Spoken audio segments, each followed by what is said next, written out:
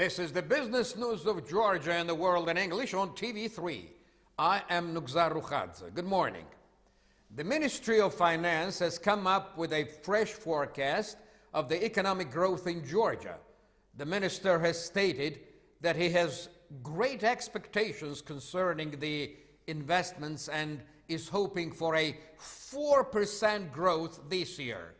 The finance minister is also confident about Georgia's being one of the most favored targets for investors. But expert Irakli Likvinaze is of slightly different opinion on the subject. He says the economy of the country cannot grow for more than 3% this year. According to the National Statistics Office of Georgia, the preliminary aggregate amount of direct foreign investments in the second quarter of the year goes up to $232 million, which is 7% higher than the result of last year. One more important figure from the Ministry of Finance: the tax revenues of the state budget in the first 7 months of 2013 are 31 million laris higher than last year. The minister himself is telling us that the country's budget has no problems whatsoever and the economy has started picking up. Based on the data of the first 8 months of 2013, the export has increased. For example, the exported items between January and August inclusive are worth of 140 million laris. Meanwhile, the Arbitration Council of the country has about 900 tax claims on the table to consider. Starting from December of last year up until now, the tax claims had been resolved mostly in favor of a taxpayer. The tax return in the first 8 months of 2013 has made 37 million laris in total. The Prime Minister of Georgia has made a statement during his visit in Lithuania that the document proclaiming Georgia's association with the European Union will be signed this coming November, emphasizing the significance of the act for the nation. The Finance Minister Nodar Khaduri, answering the question of our TV3 about the importance of the document in question, declared that the document would allow Georgia to become part of the European economy. The fact of associating Georgia with the European Union will attract even more investors to the country. Speaking more specifically, those investors will have a chance of cheaper production of goods and more favorable marketing of the manufactured products. In the second quarter of the year, exactly as it was in the first one, the most attractive sphere for the investors into the Georgian economy remains to be energy. According to the National Statistics Office of Georgia, the heaviest investment, $66 million, was made namely into the energy sector, which is $15 million more than the size of investment in the same period of last year. The Minister of Energy has told the TV3 that one of the reasons of the growing scope of investments in the hands of the current government happens to be the inviolability of private property, as well as the rationality and correctness of proposals being made by the Minister of Energy to the potential investors. Georgia is currently number 72 among the countries evaluated for economic competitiveness, based on the report by the World Economic Forum. One of the leaders of the Georgian Dream Parliamentary Coalition, Zviad Dzidziguri, ascribes the improvement of Georgia's international image to the fact of stabilization of the business environment in today's Georgia. He says that the level of trust of the world's most influential nations towards Georgia has considerably enhanced. This means that serious steps have been made towards changing the legislation which helps stability. This also means more trust towards Georgia on part of the pollsters of the world. They're not only working the data, but are checking the situation on the spot. Georgia's progress on the competitiveness rating scale by 5 notches was hailed by Giorgi Vashadze, one of the leaders of the national movement, the party in opposition. But for this success, he is giving credit to Georgia's former government, who, as he says, had made every possible step in its own time to promote business and economy. Vashadze thinks that the achievement like this one will definitely have a positive influence on the country's economy. It is good that the government has become concerned about ratings and the Prime Minister Ivanishvili has reacted to the fact. It is also good that Georgia is number 9 in the world in terms of simplicity of doing business. The more the attention toward these kind of ratings, the better the chance to attract heavier investments. To compare, in 2012, up until now, Georgia was number 77 among 144 nations on the scale of competitiveness in facilitating the business activity. The renovated Kazbegi Customs House was put into operation at the Russian-Georgian border. Based on what the Finance Minister Nodar Khaduri has recently stated, the opening of the new customs spot will facilitate the Georgian export. Georgia is not only an east-west transit country, it also happens to be the south-north trade corridor.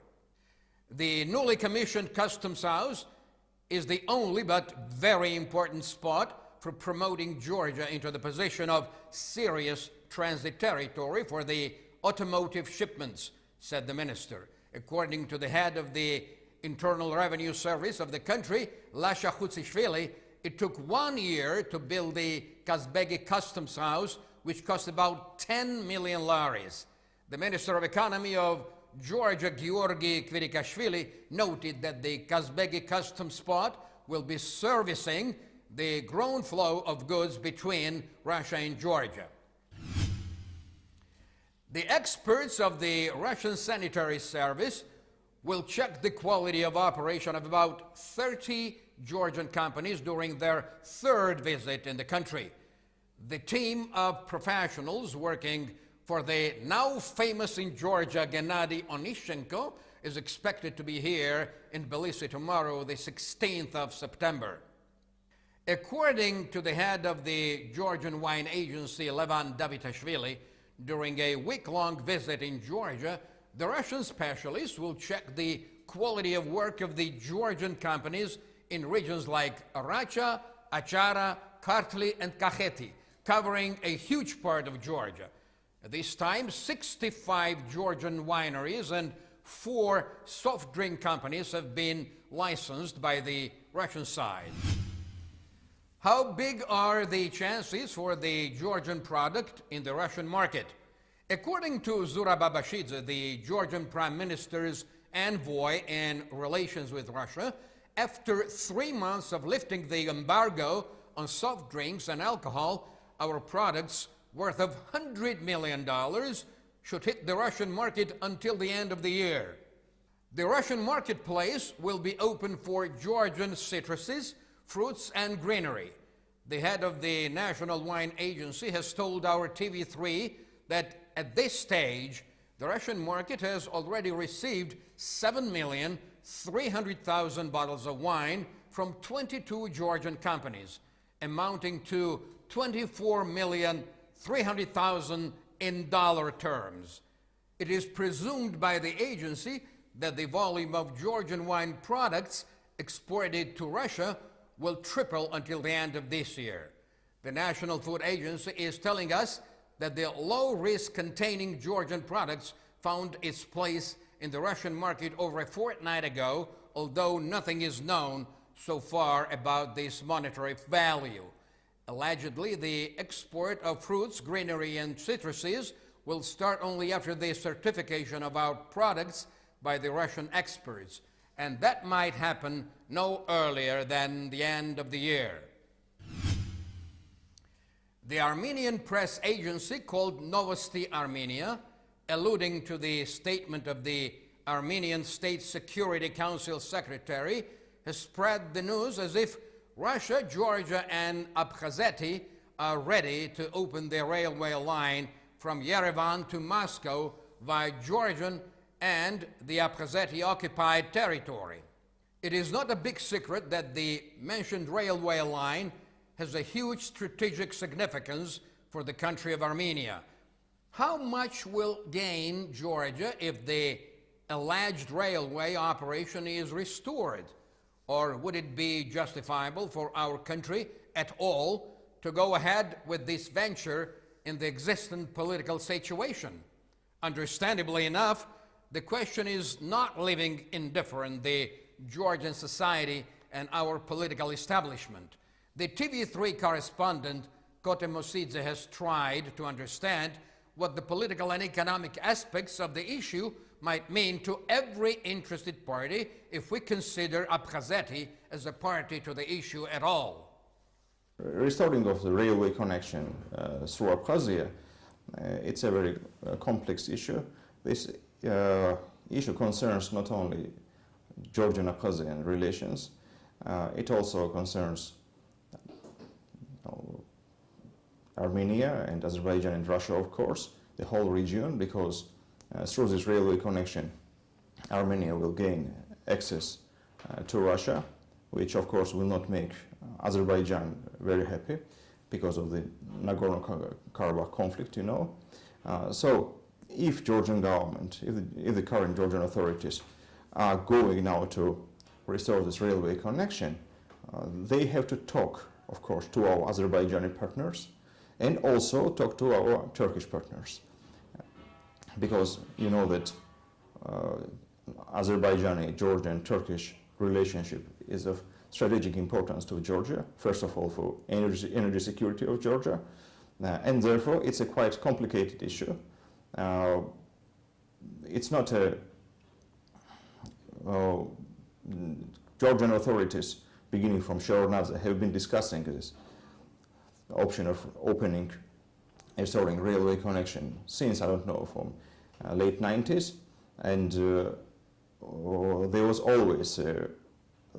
always very serious debates and discussions about this issue, once again, because it has some pluses, like stimulating a Georgian-Abkhazian relationship, but on the other hand, there are some risks. Let us now talk about the plans of the Georgian National Tourism Administration in the sphere of the service improvement and attracting a bigger number of tourists to Georgia.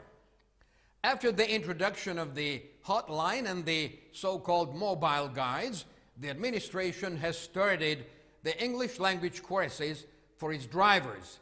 Isn't this something? The head of the Tourism Administration, Georgi Sigua, has stated in front of the TV3 cameras that the latest practical measures have a direct effect on strengthening the tourism sector in Georgia. Today, tourism makes 6 to 7% in the entire GDP of the country, but our share will definitely grow. For this, we need to take care of our infrastructure and improve the quality of service in general.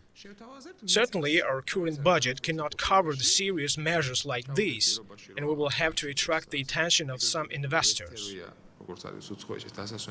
Sigua has also noted the information centers in Tbilisi and Kazbegi are planned to be organized, where the tourists will be getting detailed information about Georgia.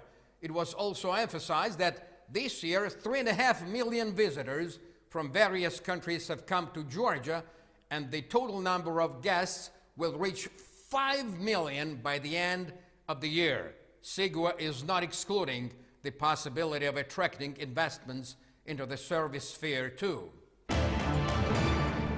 The German-based automaker Mercedes-Benz has released a teaser video with the brand new S-Class Coupe, which will be officially unveiled during the 2013 Frankfurt Motor Show. The model in question is only a concept version.